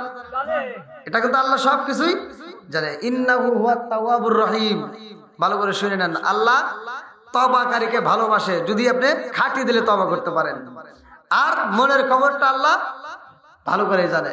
তাহলে এই যে মনের খবরটা আল্লাহ, মুসা নবী একদিন বলছে, আল্লাহ তুমি এত সুন্দর করে মানুষ বানাইছাও, মানুষের সবকিছু তো তুমি জানো, এই দুনিয়ার বুকে সবচাইতে বর্তমান সময় যে পাপী সে কি আছে? বলে হ্যাঁ আছে। বলে আমি তার একটু দেখতে চাই। আচ্ছা, যে সবচেয়ে পাপী তারা কি করতে চাইছে? দেখতে চাইছে। মুসা যাওয়ার পথে দেখে একটা পাথর, এত সুন্দর দেখা যায়। বলছে আল্লাহ পাথর দেখছি, কিন্তু এরকম পাথর তো আমার জীবনে দেখি নাই। বলে কি দেখলা? বলে আশ্চর্য কাহিনী, এত সুন্দর পাথর তুমি সৃষ্টি করছো, এটা তো আশ্চর্য ব্যাপার। বলছে এটা কি আশ্চর্য? হ্যাঁ। বলে আরো কিছু দেখতে চাও? বলে আর কি দেখাইবা? না, যদি দেখতে চাও তাহলে আমি দেখাবো। কয় তাহলে দেখাও দেখি আর কি আছে। বলে পাথরটা তুমি একটা বাড়ি দাও। মুসা নবীর কাছে একটা লাঠি থাকতো, কোরআনের ভিতরে এক কথা উল্লেখ আছে। মুসা নবীর 9টা মুজিজার কথা কোরআনে উল্লেখ আছে, তার ভিতরে একটা হলো মুসা নবীর হাতের লাঠি। আল্লাহ বলতে ইজরিব বিআসাকাল হাজার, তোমার হাতের লাঠি দিয়ে একটু পাথরের উপর বাড়ি দাও। এবার বাড়ি দিছে, সাথে সাথে পাথর ফাইটে গেছে। দেখা ওর ভিতর দাঁড়ায় একজন নামাজ পড়তেছে। মুসা নবী কয় হায় হায়, এ কি আশ্চর্য ব্যাপার। হ্যাঁ, পাথরে এত সুন্দর পাথর দিয়ে, আরে পাথরের ভিতর মানুষ নামাজ পড়তেছে। হ্যাঁ, এ কি কাহিনী। এবার তাকায় দেখে ওনার পাশে আবার এমন কিছু ফল রয়ে গেছে। মুসা নবী ওই এলাকার ভিতর দিয়ে ঘুরে ঘুরে ওই ফল কোথাও কোনোদিন দেখে নাই, সরাসরি ওটা জান্নাতের ফল। মুসা নবী আরো আশ্চর্য। এইবার মুসা নবী বলতেছে আল্লাহ চা দেখাইছো, কিন্তু আমি তোমার কাছে একটা জিনিস চাবো। বলে কি? বলতেছে এই ব্যক্তিটার সাথে আমি একটু কথা বলতে চাই। এই যে পাথরের ভিতর যে নামাজ পড়তেছে, আমি ওনার সাথে একটু কথা বলতে চাই। আল্লাহকে কথা বলবা? হ্যাঁ, একটু অনুমতি দাও। আল্লাহ কয় ঠিক আছে যাও। এবার মুসা নবী তার সাথে কথা বলতেছে। মুসা নবী বলতেছে কি ব্যাপার, তোমার এখানে ইবাদত করতেছো, এই ফলগুলি খাবার আসে কোথা থেকে? পাথরের ভিতর যে নামাজ পড়ে সে বলতেছে আল্লাহু খায়রুর রাযিকিন, রিজিকের মালিক তো আমার আল্লাহ। মুসা নবী বলতে আল্লাহ তুমি পাথরের ভিতরে তুমি রিজিক পৌঁছাও? হ্যাঁ, এই পাথরের ভিতরে তুমি রিজিক পৌঁছাও? মুসা নবী কয় কে? এটা তো আশ্চর্য ব্যাপার। বলে আরো আশ্চর্য কিছু দেখবা? বলে আর কি দেখে, আর কি দেখার আছে? বলে তুমি ওই হাতের লাঠি দিয়া ইজরিব বিআসাকাল হাজার, তুমি ওই জমিনের উপরে একটা বাড়ি, হ্যাঁ জমিনের উপরে একটা বাড়ি দাও, আঘাত করো। এবার যখন বাড়ি দিছে জমিনটা ফাইটে গেছে। এই যে আমরা যে আছি সবাই, আমরা যে বসে আছি, এটা কি মাটি না? আচ্ছা, এই মাটির নিচে আবার কি? তাহলে পানির উপর মাটি কি ভাসতেছে? হ্যাঁ, তাহলে এই যে পানির উপর মাটি ভাসতেছে, তাহলে এটা একমাত্র আল্লাহ ছাড়া কি কেউ পারবে? আমরা একটা মাটির দলা যদি পানির ভিতর দেই, ও কি ভাসবে? ও নিচে দিই। অথচ মাটি কেমনে তাহলে? আল্লাহর কি সৃষ্টি, একটাবার চিন্তা করেন। মুসা নবী আল্লাহ এ কি? তাহলে এই পানির উপর মাটি, এই মাটির উপর আমরা রয়েছি। বলে হ্যাঁ, আরো কিছু দেখবা? বলে আর কি আছে দেখতে চাই। বলে আর একটা বাড়ি দাও। বলে কোথায় দেবো? বলে ওই পানির উপর দাও। একবার মাটি ফাটাইছে, এখন আবার কি পানি ফাটাই, একটু পানিটা আবার বাড়ি দাও। ইজরিব বিআসাকাল হাজার, তুমি পানিটা একটু ফাটাই দাও। এবার পানির উপর যখন বাড়ি দিছে, পানি ব্রাস্ট হয়ে গেছে, দুই দিকে সরে গেছে। দেখে পানির নিচে তলদেশে পাথর আর পাথর। মুসা নবী কয় আল্লাহ, এই 7 সমুদ্র 13 নদীর নিচে তলদেশে এখানে আবার পাথর। বলে আর কিছু দেখবা? বলে কি আছে? বলে একটা পাথর সরাও। এবার একটা পাথর সরাইয়া দেখে আল্লাহু আকবার, ওর ভিতর সাদা কীট এরকম ভাবে নড়তেছে, পোকা এরকম ভাবে। মুসা নবী দেখে আল্লাহ, এই মাটির নিচে পানি, পানির নিচে পাথর, পাথরের নিচে এই পোকা আবার তাজা রয়েছে। এটা কি আশ্চর্য ব্যাপার। আর মুসা নবী কে আল্লাহ তুমি তো সবকিছুই জানো, সবকিছুই করো, এখন আমার তো মনে একটু শখ জাগছে। বলে কি? বলে আমি পোকার সাথে একটু কথা বলতে চাই, একটু অনুমতি দাও। এই পোকাটার সাথে আমি কি কীটের সাথে একটু কথা বলবো। তো মুসা নবী প্রশ্ন করতেছে, যাই তুমি এখানে কিভাবে থাকলা? আলো বাতাস কিচ্ছু নাই, হ্যাঁ অক্সিজেন ছাড়া মানুষ বাঁচে না। একটা গাছ যদি আটকা রাখা যায়, ওই গাছটা পর্যন্ত মারা যায়। হ্যাঁ, একটা গাছ বাঁচে না, একটা পশু পাখি বাঁচে না, কিচ্ছু বাঁচে না। তুমি এখানে কিভাবে বাঁচলা? তোমার এখানে তো কোনো আলো বাতাস কিচ্ছু লাগে না।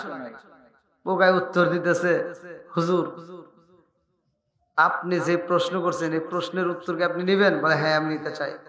বলে আপনি কি আলো বাতাস ছাড়া বাঁচেন না? কয় না। বলে আমি আলো বাতাস পাইলে মরে যাবো। আমি কি আলো বাতাস পাইলে মরে যাবো। বলে তুমি এখানে থাকো কেমনে? আমি তো এসির ভিতর থাকি। আমি কিসের ভিতর? এসির ভিতর, এয়ার কন্ডিশন। বলে আল্লাহ আমাকে কি করছে? এসির ভিতর রাখে। বলে কেমনে? বলে আমাকে আল্লাহ এত ভালোবাসে, আল্লাহ আমাকে এত ভালোবাসে, আমার গায়ে যদি সূর্যের আলো লাগে আমি জাগায় মরে যাব, জাগায় আমার দেহ পুড়ে ছাপ হয়ে যাবে। আর আমাকে আল্লাহ কি করছে? এই মাটির নিচে পানি, পানির নিচে যেই তলদেশে পাথর, পাথরের নিচে ঠান্ডা জায়গায়, যেখানে বেশিও ঠান্ডা না, এমন একটা জায়গায় আল্লাহ আমাকে রাখছে। এইখানে একমাত্র আমার থাকার উপযোগী, অন্য জায়গায় গেলে আমি বাঁচতে পারবো না। যেইখানে আমার থাকার দরকার আল্লাহ আমাকে সেইখানে রেখে দিছে। আমার মালিক আমাকে অনেক ভালোবাসে। বলতেছে তোমার এখানে খাবার কি? বলে আমার যে রিজিক, আমার রিজিক দাতা আল্লাহ খায়রুর রাজিকিন, আমার আল্লাহ আমার এখানে রিজিক পৌঁছায় দেয়। জোরে কোন সুবহানাল্লাহ। মুসা নবী অবাক। একটা গাছের পাতা জমিনের মধ্যে পড়লে যে শব্দ হয়, একটা পাতা বললে শব্দ হলে কি আপনার আওয়াজ পান? শব্দ পাওয়া যায়? একটা পাতা বলে যে শব্দ হয়, আমরা হয়তো এই শব্দটা পাই না। আর এই পাতাটা পড়লে যে শব্দ হয়, এটা আমার আল্লাহ ক্লিয়ার ভাবে শোনে। লম্বা একটা ঘটনা। 11:30 বার হয়ে গেল, অনেক রাত হয়ে গেছে। আসলে 12টি মাহফিল। হ্যাঁ না না, আর কিছু হোক বা না হোক, আমরা তো দোয়া করবো নাকি বল? মোনাজাত তো করতে হবে ইনশাল্লাহ। ইব্রাহিম অনেক কষ্ট করে এই মাহফিলের আয়োজন করছে। আসলে মাইকের সাউন্ড সিস্টেম একটু ভালো করা লাগবে, এরকম ভাবে কথা বলা যায় না। শুধু আমি কেন, কোনো বক্তাই পারবে না। সাউন্ড সিস্টেম ভালো থাকবে, প্রত্যেকটা বক্তা আলোচনা করে একটু মজা পাবে। তো যাই হোক, আল্লাহ তাআলা আজকের মাহফিলটাকে কবুল করুক। বিশেষ করে ইব্রাহিম বিদেশের জমিনে গায়ে অনেক কষ্ট, যারা প্রবাসে থাকে তারা জানে যে বিদেশের মাটিটা কত কষ্টের। যখন বিদেশে যায় তখন জনম দুঃখিনী মায়ের কথা বেশি মনে পড়ে, বাবার কথা মনে পড়ে, বন্ধু বান্ধবের কথা মনে পড়ে, গ্রামের মুরব্বীদের কথা মনে পড়ে। তখন সবার কথাই কি চোখে বসে মনে পড়ে। বিদেশের মাটি অনেক কষ্টের ভাই, অনেক কষ্টের, মনের কথা কাউরে বলতে পারে না। তো যাই হোক, দোয়া করি ও যেন ভালোভাবে যেন হালাল পথে আল্লাহ তাআলা তাকে ইনকাম করার তৌফিক দেয় এবং হালাল রুজি উপার্জন করে দেশে এসে বেবি বাচ্চা তার মায়ের কলিজা যেন ঠান্ডা করতে পারে। সবাই কোন আমিন। আল্লাহ তাআলা তাকে কবুল করুক। আসলে অত্যন্ত আমাকে মহব্বত করে, ভালোবাসে, যার কারণে ওর ডাকে আমি সাড়া দিই। মানে খুবই ভালোবাসে আমারে, ওর মাও অনেক ভালোবাসে। যে যাই হোক, যখনই ফোন দেয় বাবার জন্য দোয়া চায়। আজকে যদি তার বাবাটা জীবিত থাকতো, না জানি কত আনন্দ পাইতো যে ছেলে বিদেশ গেছে। নাকি যে কোনো বাপটা যদি সন্তান বিদেশ যায়, বাপ কিন্তু অনেক খুশি হয়। আরে খুশি কিন্তু ওই জন্য খুশি না যে ছেলে বিদেশ থেকে কামাই করে দিব, খামু আর চা খামু আর ঘুরমু, এই খুশি না। সে চিন্তা করে আমার ছেলের ভবিষ্যৎটা ভালো হবে। এইটা বাবা মায়ের কল্পনা, আমরা তো এটা বুঝি না। যখন আপনি বিদেশ যাওয়ার জন্য পাগল হই, বিদেশ যাবেন, আমার আপনার তো ইনকাম নাই, তাহলে বাপটা কি করছে? হালের 2টা গরু সেটা বিক্রি করছে, জমি আসলে 10 ডিসিমাল সেটাও কটে থুইছে, এরকম ভাবে গোছায় গোছায় যেমনি হোক 3 লাখ টাকা জমাইছে, শর্ট পড়ছে মাত্র 30,000। এবার কি করছে? শ্বশুর বাড়ি ফোন দিছে, আম্মা টাকা তো 3 লাখ হয়ে গেছে, 30,000 টাকা শর্ট। এবার শ্বশুর বাড়ি থেকে কইতেছে এত টাকা কোনে পাই? তো যাই হোক, যেমনি হোক দিছে, 30,000 টাকা দিছে। ও যাওয়ার আগে অ্যাকাউন্ট করছে বইয়ের নামে, কারণ শ্বশুর বাড়ি থেকে দিছে 30,000। মানে বাপে যে গরু বেচে জমি বেচে টাকা দিছে, এটার আর হিসাব নাই, এটার আর কি মনে নাই। 30,000 টাকার বিনিময়ে অ্যাকাউন্ট গেল ওই দিকে। এরকম সন্তান আছে না নাই? আছে। তোমারে টাকা দিছে বাপ, জমি বেচে, হালের গরু বেচে, এত কষ্ট করে জমাইছে, আবার ধার করছে গোপনে হাওলাত করে, তোমার যাওয়ার আগে মার্কেট করে দিছে। তুমি যেদিন বাড়ির থেকে বের হও, তোমার বুড়ো বাপটা কথা কইতে পারে না, তোমার রাস্তার ভিতর নামা দিয়া দৌড় দিয়ে যা, ঘরের ভিতর উপর হয়ে শুইছে, চিত হয়ে শুইতে পারে না, উপর হয়ে শুইছে। কারণটা কি? তার বুকটা ফাইটে যাইতেছে, কইতে পারতেছে না যে আমার সন্তানটা আজকে যদি আমার টাকা থাকতো আমি ওরে যাইতে দিতাম না, তাহলে আজকে টাকার অভাবে আমার সন্তান যাইতেছে, বাপটা ছটফট করতেছে। তুমি সেই বাপের কথা চিন্তা করলে না, তুমি শ্বশুর শাশুড়ির জন্য পাগল। যাই হোক, এরকম অনেক সন্তান আছে যে বাপ মায়ের কষ্ট দেয়। ভাই, বাপ মায়ের কষ্ট দিলে আপনার সংসারে বরকত পাবেন না, বাপ মায়ের কষ্ট দিলে আপনার কামাইতে আল্লাহ বরকত দিবে না, আপনি সুখে থাকতে পারবেন না। তো যাই হোক, বাবা মাকে যদি আপনি খুশি করতে পারেন, আল্লাহ খুশি, রসুল খুশি। আল্লাহ রসুল বলছে তোমার মক্কা এবং মদিনা দুইটাই তোমার ঘরে। যার মা এবং বাবা জীবিত আছে, আল্লাহ রসুল বলছে তার মক্কা মদিনা ঘরে আছে। আপনি লক্ষ লক্ষ টাকা খরচ করে হজে যাইতেছেন, হজ কবুল হবে এমন গ্যারান্টি কেউ দিতে পারে না। কিন্তু জনম দুঃখিনী মায়ের একটু হাসায়েন, আনন্দ দিয়েন, ভালোবাসা দিয়েন, দেখবেন মা যদি খুশি হয়, আল্লাহ তাআলা ওই মায়ের দিকে তাকানোর কারণে আল্লাহ তাআলা এত খুশি হয় যে আপনার আমল নামায় কবুলিয়তের হজের সওয়াব দিয়ে দেয়। যাও কি আমলগুলো আমরা, যেটা আমল করলে টাকা লাগে না, পয়সা লাগে না, সে আমলগুলো আমরা চিনি না। আমরা অনেকেই কিন্তু এই আমলগুলো বুঝি না। বাপ মা যখন মরে যায় তখন সন্তান খুব বোঝে, আব্বা মরে গেল রে, বাপ মরে গেল, হাই রে কান্দা কান্দে। কিন্তু বাপ মা পয়সা থাকতে কিন্তু এটা বুঝি না। এই জন্য ভাই রাগ করেন না, বাপ মায়ের জন্য পাগল পারা হবেন, বাপ মাকে ভালোবাসবেন। বাপ মাকে যদি ভালোবাসতে পারেন তাহলে আল্লাহ খুশি, আমার রসুল খুশি। যাই হোক, ইব্রাহিম ভাই অনেক কষ্ট করে মাহফিলটা করছে, ও বিদেশের বাড়িতে আছে। দোয়া করি আল্লাহ তাআলা যেন তাকে শারীরিক সুস্থতা দান করে, ইমানি শক্তি বৃদ্ধি করে, হালাল পথে উপার্জন করে আবার দেশে নিয়ে আসে, মায়ের কলিজাটা যেন ঠান্ডা করে। সবাই কোন আমিন। আর ছোট ভাইরা যে মাদ্রাসায় পড়ে, তুই তো হাফেজ হয়েছিস না, এই পাগড়ি নিছস? হ্যাঁ, আলহামদুলিল্লাহ। তো যাও, ও অনেক কষ্ট করে পড়াশোনা করছে। ছেলেটা আমার কাছে সর্বপ্রথম করছে, খুব ভালো, খুবই ভালো, নম্রভদ্র দিক দিয়ে খুবই ভালো। তাই ওর জন্য দোয়া করবেন, আল্লাহ তাআলা যেন ওকে একটি হক্কানে আলেম বানায়। ও হাফেজ হওয়ার পরে ওর ভাই আমার আবার ফোন দিছে যে হুজুর, আমার ভাই তো হাফেজ হয়ে গেছে, এবার তারা কোন লাইনে পড়াইতে হবে, মানে খুব পরামর্শ নেয়। ওকে প্রথমে ভর্তি করে দিয়েছিলাম আমি না, সর্বপ্রথম। তো যাও, ছেলেটা হাফেজ হয়েছে। একটা সন্তান যখন হাফেজ হয়, মা বাবার কলিজাটা তখন ঠান্ডা হয়ে যায়। আর কিছু হোক বা না হোক, ওর মায়ের জানাজা ও নিজে করবে, আত্মা ভরে দোয়া করবে।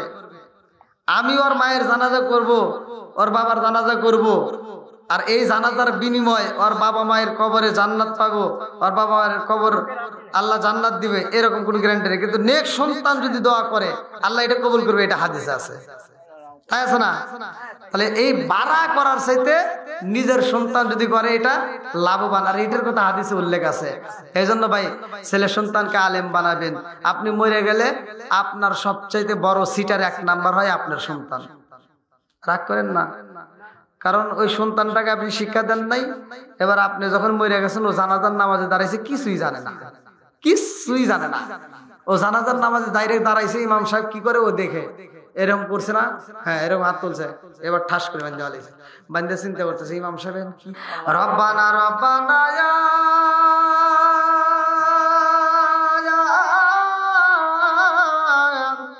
রব্বানা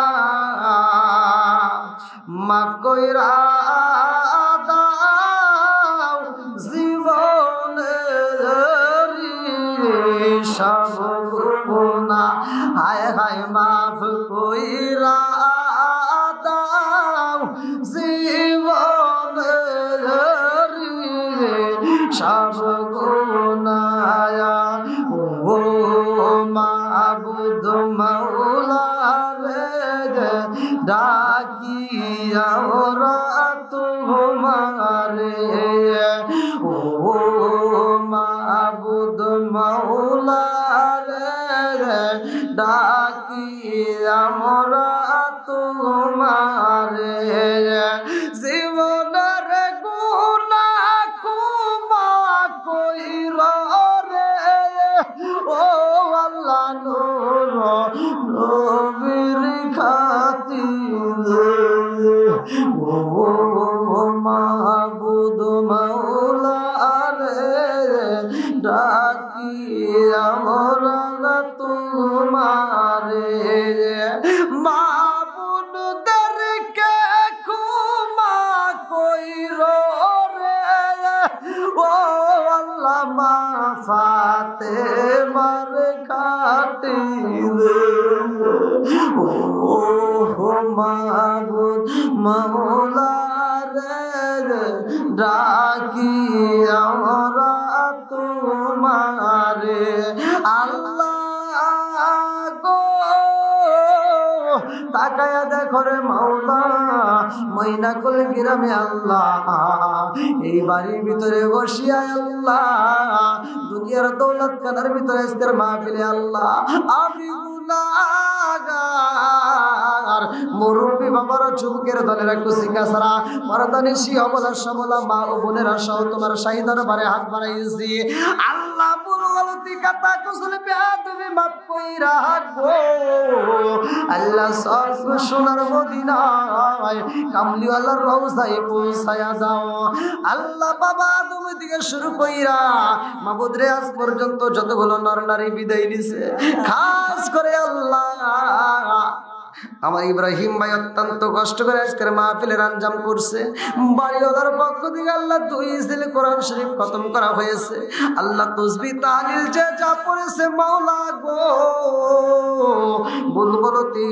বেয়াদবি মাফ কইরা সব সোনার মদিনায় পৌঁছায়া तमाम পৃথিবীর বুকে যতগুলো মুমিন মুমিনাত আল্লাহ বিশেষ করে আল্লাহ জনম দুকুনি মা নাই অনেকের বাবা নাই কারো দাদা নাই কারো দাদি নাই কারো নানা নাই কারো নানি নাই আত্মীয় স্বজন পাড়া প্রতিবেশী গ্রামবাসী আল্লাহ বিশ্বের আনাসে কানাসে ভিটা বাড়ি বাচ্চারা আল্লাহ যে যেখান থেকে বিদায় নিছে আল্লাহ প্রত্যেক মুসলমানদের কবরগুলো তুমি জান্নাতের বাগান বানায়া দাও হায় আল্লাহ খাস করে মাওলা রে আমার ইব্রাহিম ভাই এত সুন্দর একটা মাহফিলের আয়োজন করেছে বিদেশের জমিন থেকে মাঝে মাঝে ফোন কইরা আল্লাহ মাহফিলের কথা বলতো আমার ইব্রাহিম ভাইয়ের আব্বা দুনিয়ার বুকে জীবিত নাই ও মাবুদ গো আজকে বাচ্চাটা যদি জীবিত থাকতো মুখটা ফুলাইয়া কথা বলতো আমার সন্তানটা বিদেশের জমিনে আল্লাহ বাবা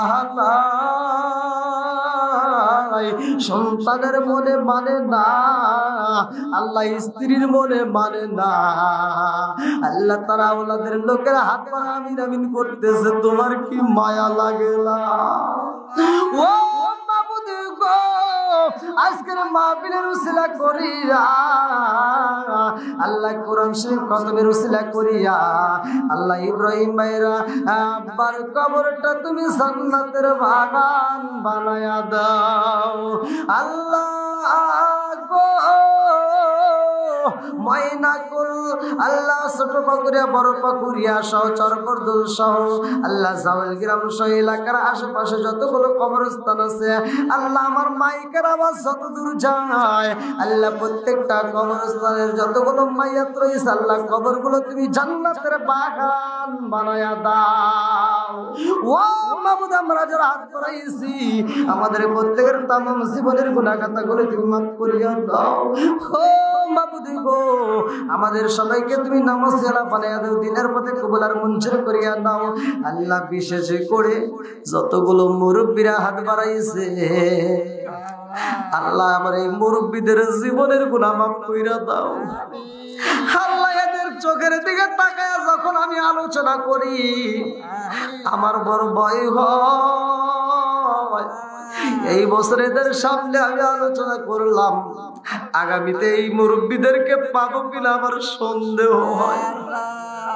হয়তো আমি থাকবো না এরা থাকবে অন্য হুজুর যখন আলোচনা করবে আমার মরণের কথা ঘোষণা হয়ে গেলে এই মুরব্বীরা কষ্ট পাইব ও মাবুদ গো হয়তো আমাকে যদি হাতে বাঁচায় রাখো এই মুরব্বীদেরকে যদি না রাখো ও মাবুদ গো খাস করে আল্লাহ আমার এই মুরব্বী বাবাদের জীবনের গুনাহ তুমি মাফ করিয়া দাও আল্লাহ আমার যুবক ভাইদের গুনাহ মাফ করিয়া দাও আমার পর্দানিশী মা বোনেরা হাত বাড়াইছে আল্লাহ আমার মা বোনদের জীবনের গুনাহ মাফ করিয়া দাও এই বাড়ির ভিতরে খাস রহমত বরকত দিয়ে দাও আল্লাহ গো আমার ইব্রাহিম ভাইয়ের আল্লাহ তারা আব্বার শারীরিক সুস্থতা দান করিয়া দীর্ঘ হায়াত দিয়ে দাও আল্লাহ গো তার সন্তান সন্তান যেন বিদেশ থেকে ভালো পয়সা আল্লাহ হালাল রুজি উপার্জন করাইয়া আল্লাহ দেশে ফিরাইয়া মায়ের বুকে স্থান দিয়া দাও, মাটার কলিজাটা তুমি ঠান্ডা করিয়া দিও আল্লাহ গো। তার ছোট ভাইটা ইয়ামিনকে তুমি আল্লাহ দিনের পথে কবুল আর মঞ্জুর করিয়া নাও, মাতার জেন শক্তি বৃদ্ধি করিয়া দাও আল্লাহ, হক্কানে আলিম হিসেবে কবুল আর মঞ্জুর করিয়া দাও আল্লাহ। যে যে উদ্দেশ্য হাত বাড়িয়েছে আল্লাহ প্রত্যেকের নেক আশাগুলো তুমি পূরণ করিয়া দাও আল্লাহ। খাস করে আমাদের সবাইকে তুমি কবুল করে নাও আল্লাহ। ঈদের দিন চলে গেল, সবার ঘরে ঘরে গোশত রান্না করা হয় আল্লাহ। জানি না, আমি একটা দোয়া বেশি করি, সবার ঘরে ঘরে গোশত রান্না করা হয়েছে, যার মা নাই বাবা নাই আল্লাহ, আমরা তো সবাই গোশত খাইলাম, কিন্তু যার মা নাই বাবা নাই ওই কবরে তারা কোন হালতে রয়ে গেছে জানি না আল্লাহ। তোমার কাছে একটা আর যে জানাই, যার মা নাই বাবা নাই আল্লাহ, ওই কবরে তুমি জান্নাতের গোশত পৌঁছাইয়া দাও আল্লাহ। আমাদেরকে তুমি কবুল করে নাও, আমাদের উপরে খাস রহমত বরকত দিয়ে দাও আল্লাহ। অভাব অনটন দূর করে দাও আল্লাহ। আসমানের বালা আসমানে উঠায় নাও আল্লাহ। জমিনের বালা আল্লাহ তুমি জমিনে দাফন করিয়া দাও আল্লাহ। আমাদেরকে তুমি কবুল আর মঞ্জুর করিয়া নাও আল্লাহ। যখন মালাকুল মউত পাঠাইয়া দিবা ওই কঠিন মুহূর্তে বিপদের সময় আমাদের প্রত্যেকের জবানে তুমি জারি করিয়া দিও লা ইলাহা ইল্লাল্লাহু মুহাম্মাদুর রাসূলুল্লাহ সাল্লাল্লাহু আলাইহি সাল্লাম। আসসালামু আলাইকুম ওয়া রাহমাতুল্লাহি ওয়া বারাকাতুহু।